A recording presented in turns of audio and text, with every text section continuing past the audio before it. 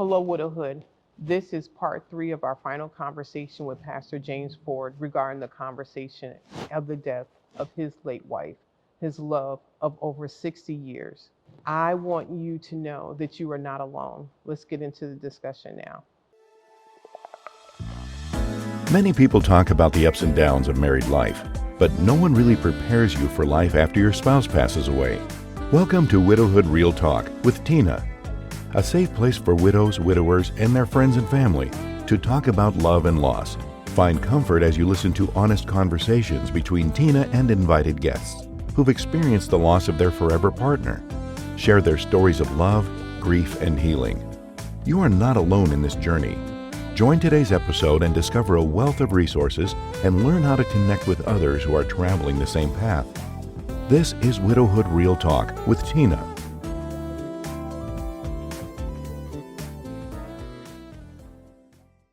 You mentioned something that is really important. And thank you again for having this conversation. I know this is not easy, but not even being a year, why would you want to talk about this and to share this? Why is that important to you? Because as I said earlier, it's the pink elephant in most Black communities and especially in Black churches. And so, even while I was going through this separation, I was still speaking and people were coming to me and asking me questions and looking for answers. And I began to realize, okay, Answers for their own life and for situation. Okay. for the situations they're going Okay. through with primarily bipolar. Okay.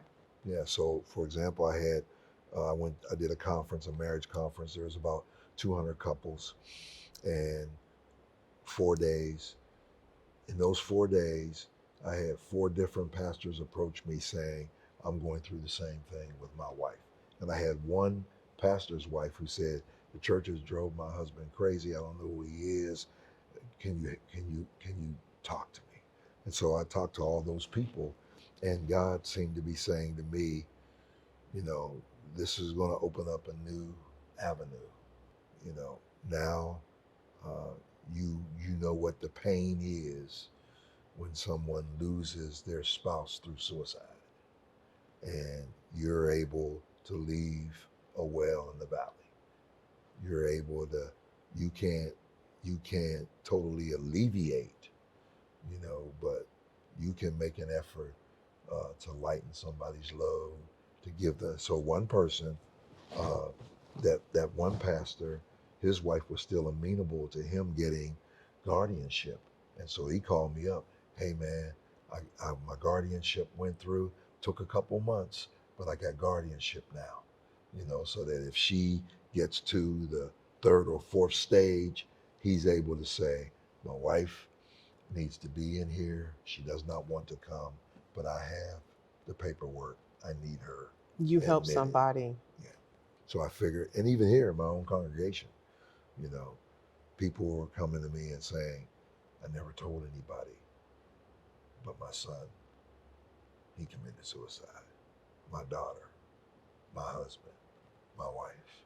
And they're, coming to me, and I meet with them, and I just share. Like I said, I'm not quote unquote a professional, and I always encourage them to find themselves a good Christian counselor that knows about these mental illnesses. Yes. Yeah, because it just helped me with my seatbelt. So there's a thing called DARVO when you deal with people who are bipolar. In other words, and so it's like what they go through: denial, anger, retribution, victim, offender. And my wife went right through it. Yes. And when he told me that, it was like I was struggling. Like, no, I don't want to do this. I don't want to get. I made a slip earlier because, everybody was trying to get me to do an order of protection because, my wife wanted to. Well, she said she wanted to kill me, and I said to him, an order of protection. What does that mean? She can't come within 500 feet of you. How's that gonna work? Right. how am I going to take care of them? Because then that means I can't go within 500 feet of her. Exactly. I'm not doing that. I'm not doing that. But then, you know, you know, when he explained it to me, I was really struggling. And he said, this is what'll happen. And then he says, you know, hey, I'm not the one that's sick. You know, you need to get up off of me. You know, matter of fact, you got some issues you need to deal with. You know, you just trying to take it out on me. So, you know, seeing a psychiatrist helped because I learned some things like Darvo, where they'll go through a phase and you'll hear it. First there's denial, then there's anger, then there's retribution, then they become the victim, then they become the offender. And it just all fell into place. I said, wow, that's what she said.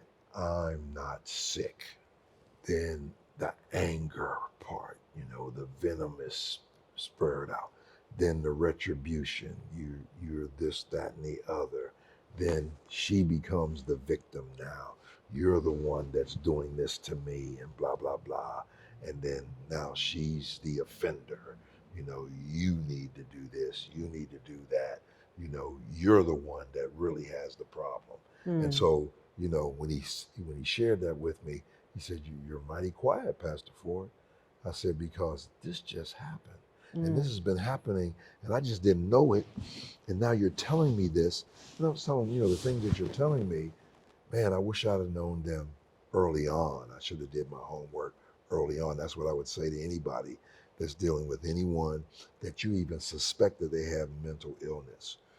If they're amenable to it, get them evaluated, get them checked. But then you learn as much as you can about that illness. When we're taking care of her mom, I learned everything I could about Alzheimer's. I learned that there are 7 stages to it. I mean, so all of this stuff that you know, really, you know, made a difference. And I said, if I'd have done that same thing early with her, you know, wouldn't have alleviated anything. I wouldn't have stopped anything, but I could have ministered to her a little better, you know. So, yeah, that's about it. Now, matter of fact, just yesterday, well, actually 2 days ago, I just because we buried her in Pittsburgh, and so I got the plot right next to her. Okay. So that whenever the Lord calls my name, they know, take me home and put me beside her. You know, so yeah, put me I have beside just her. a few more questions for you. Mm-hmm. Well, actually, I'm going to flip the chair a little bit. Okay. Any questions you have of me? Not actually. Okay. We're peas in a pod. We both were, you know, mightily in love, and now, you know, we're working through it, and you know, I still wear my wedding ring. You know, so he goes, what are you wearing it for? Because I want to. When you gonna take it off? Whenever I want to, and I don't want to right now. I don't want to. So I've even had, I probably shouldn't even share No, this. I wanted to get to, I yes. shouldn't even share this, No, but go ahead. so I had a sister say to me, You want a pie? can we go? Oh no. Oh no. Can I bring you over something to eat, Pastor? Yeah. You need a meal, Pastor. Man, I'm telling you. How long did it take to get to that? Was it 30 days? Nope. Okay. Not See, for I wanted some. to talk about Not it. for some. You know, and I had. And what did you think? I thought, how insensitive. Talk about that right there. Okay. Yes. Yeah. That people see you as open, available, and a target. Yep. And you trying to get your mind trying That's to right. figure out. You were trying to figure out, my whole spouse died. Yep. In a horrific way. Yep. And you think I have space to entertain your butt. Yep. How insensitive. That is. If you want to comfort me, then you should be praying and fasting someplace by yourself. That's right. And never talking to me. That's right. Amen. I'm with you on that. And it's just mind-boggling. Mm-hmm. Like, are you serious? Yeah. So I had one say, when are we going to dinner? We're not. Ain't nothing wrong with going to dinner. I'm not ready to do anything with any one woman. I was with my wife for 60 years. Say that. 60 years. And when I hear that, what I don't think people, and what I learned myself, 60 years times how many days, 360, 165 days in a year, times how many minutes, times how many moments, what your mind has to do to unpack you just seeing your name without hers, with you understanding what dinner looks like, what every aspect of your being looks like. Yeah. Yes, you are trusting God in that process. Yes, God is your keeper, but you have to go through that. That's right. You have to go through the unpacking of that, of wanting to call her when something happens and it's automatically the thing you want to do, to say her name in the house and think about all that. And you think I have space for your raggedy self? It just blows. It is. It does. Yes. It does. It really does. It really does. But I just tell them, hey, and I had somebody say this, and it's like, I'm glad I'm a pastor. I'm glad I'm a Christian and I don't believe any man ought to hit anyone for any reason. Well, that sister said to me, well, whenever you do decide, you let me know because I asked first. I said, I just walked away. I walked away. I said, oh. But you've heard that from other people that lost their spouse, Yes. that people did that. They did and it's that kind of you stuff. hear these things like, well, everybody's approaching me, and you kind of think like, no, like maybe not really, like, and then it happens to you. It just blows you away. It's like, I don't believe people. There's a reason that Jesus had to die. Yep. Amen. That's it. Yeah. So yes, we are two peas in a pod in that unpacking. I know I've asked you a lot of questions. I have two final questions, and then I'm going to ask you to close out this conversation. Maybe there was something you feel like we didn't talk about that you wanted to share, and just to talk to the people that are watching or listening to the podcast. My final two questions for you. What gives you joy now? Well, a couple things. My son made a video of me and his mom from pictures that we took when she was 8 and I was 12, all the way up to this picture here 3 months before she died. And he put it to her favorite song. So whenever I just want to think about my sugar babe, I play it. I sit in front of my desktop and just cry. Watch it, just cry. I've never been able to watch it without crying, but there's a catharsis that happens. The memories, the good memories, not the last 18 months, but all those memories, all the places we've been, all the things that we've done, that gives me a lot of joy. Second thing that gives me a lot of joy is I'm helping a lot of people, and this is not the route that I would have taken to be able to do that. But it does bring me joy when I'm able to see, like what I shared with you, with that pastor was able to get guardianship. It ain't the answer to everything, but it is an answer. Yes, sir. To something. And being able to help people now, I've got my counseling ministry. They'll be going through specific training just for mental illness. Now they got certificates and from accredited psychological ministry, but they're going to go through that. We're going to expand, so that brings me joy. Third thing is I got 2 dogs. Okay. And when we were apart, she wanted a Shih Tzu, so she got a Shih Tzu. Okay. And then I said, I'm gonna go back to my kind of dog. I got a pit bull, and so now I have both of them. How do they get along? And they get along real well, because when I got her the dog, I got her dog 1 month. She had it for about a year. Then I went and got me one. So he was a puppy. Oh. And you know, I Oh, was so over they, there. okay. Yeah, I was over there every day. You know, the apartment that she lived in. Mm-hmm. I was there every day anyway because she called me up. I'm hungry. You know, bring me some food. I want this. I want that. You know, and you know, I just get up and get it.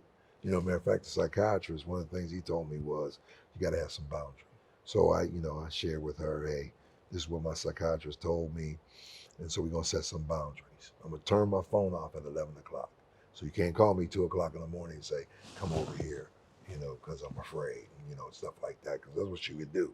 Call me 2 or 3 o'clock in the morning. What's up? What's up?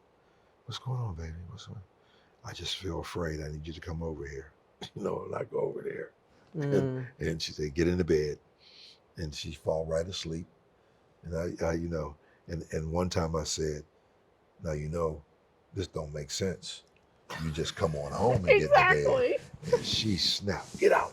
Because it Get doesn't out. make sense. That's, yeah, right. Get out. Get out. I don't need you. I don't need you. Then call me the next night. You know, so, but anyway, so I tell Zeus, has his name Zeus. I say, Zeus, buddy, blessing is pudgy. You're me. Because that's the way they roll. Aww. I laugh all the time. I just coming here. I just fed him. I laugh because I'll give him snacks. She'll take his snack. Now she's just a Shih Tzu. He a pit bull. I know, because I'm And like, that's not making any she sense runs for me. him. So I got him a toy basket, and all their toys are in it together. So she gets in this mood where she will take all the toys from him, put them in the basket, and stand in the basket like these are all my Like toys. she can really do something. And yeah, and he'll try to come get a toy, and she'll go, "Rrr," and he'll just back off, and then he'll come over, you know, sit by me. Man, what's I up? say, man, this is Sonny and Pudgy here, Jack. Okay. They're hilarious, you know. So, and then I think, you know, probably not in any order, but now all I'm trying to do is build memories with my children, my grandchildren, and my great grandchildren. So I do things with them. We do Zoom calls with my grandkids. I take them out at least once a month, sometimes twice. Okay. You know, we go eat, talk, you know, go to Dave and Buster's, you know, all that kind of stuff. You know, we're getting ready to plan a trip together. We don't know where we're going, like Ohio or Disney or something like that, but Life you know, just becomes precious. creating memories, you know, and yeah, that's about it. My final question. Mm-hmm. If you could pick any timeline in your life Mm-hmm. and you could go back and talk to younger you, Whoa, I would go back to when I came out of the military. oh, we didn't even talk about you being in the Marines, Jarhead. Go Army over here. Oh, is that 21 right? years, yes, sir. Oh, Retired okay. warrant. Oh, yeah. See, I've been doing my studies. Yes, sir. Yes, ma'am.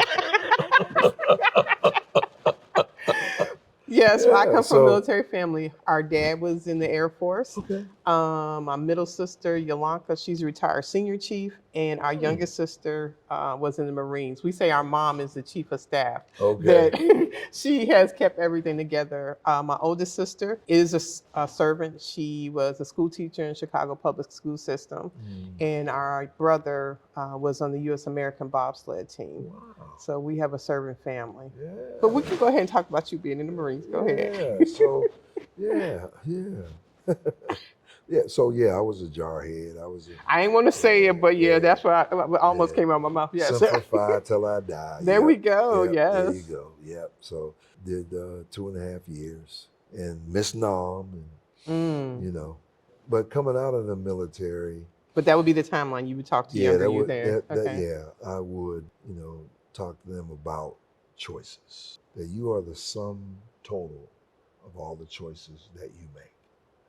And that you're free to make choices, but you're not free to choose the consequences of your choices.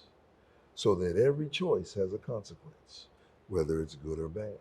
So I can choose not to brush my teeth, but a consequence is bad breath and tooth decay. And so try to follow your decisions to the ultimate end. What is this going to do? If I make this choice now, how's it going to impact me later?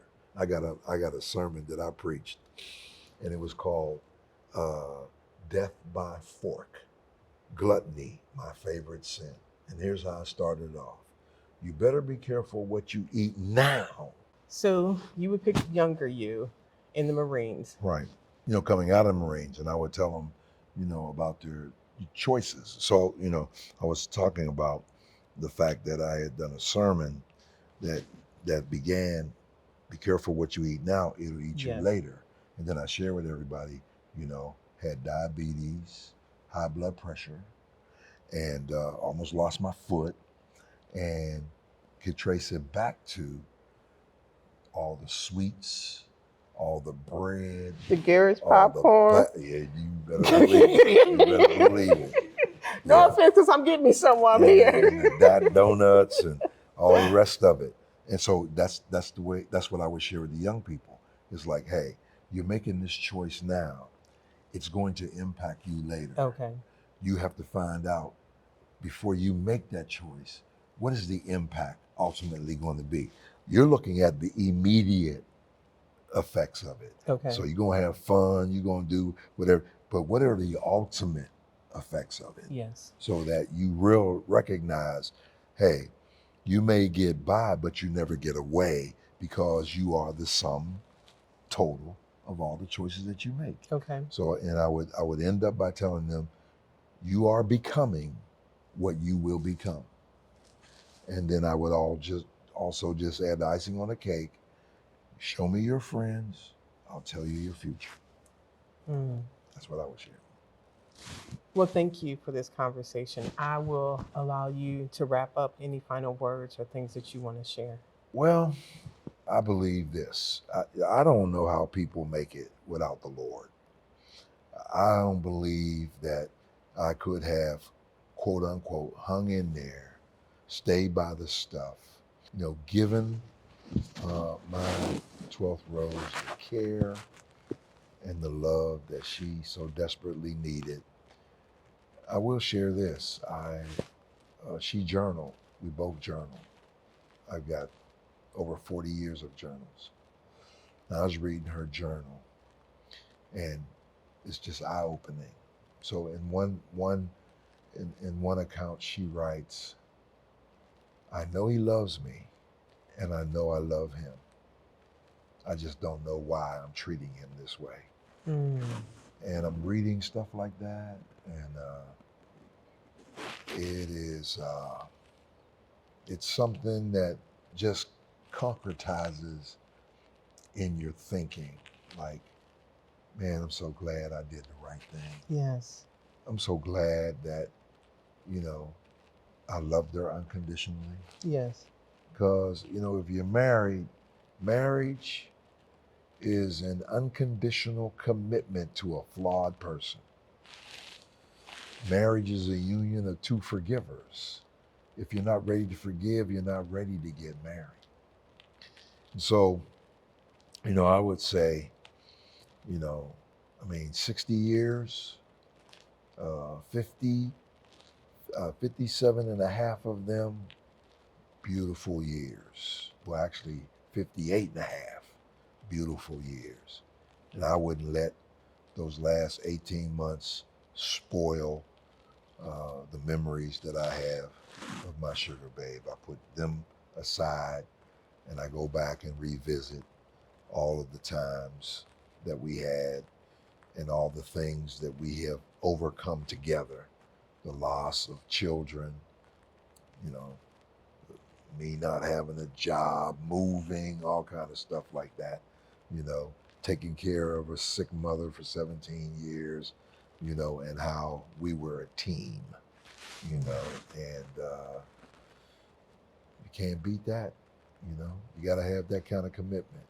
And so I used to tell her, hey, if you ever leave me, I'm going with you. And guess what? I did. Thank I you. did. You're welcome. Hello, Widowhood. Thank you for being part of this conversation. I am sorry for the person that you have lost that is no longer here, but I am so glad that you were able to connect with us.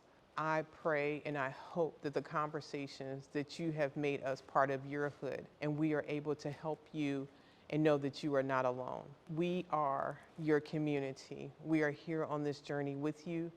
This conversation with Pastor James Ford was intentional to be able to help you, your family members, to be able to understand this journey is hard, but there is something powerful that can come out of sharing and talking to help other people to be able to process, to be able to move and live and know that they are not on this journey alone. And there is people here that understand you. Talk to you soon. Thank you for spending another episode with Widowhood Real Talk. If you found the contents of today helpful, share the episode to anyone you know who may need it. Subscribe to the show and tune into Widowhood Real Talk each week. Then visit widowhood-realtalkwithtina.org to join the community and access additional resources. Remember, you are not alone in this journey.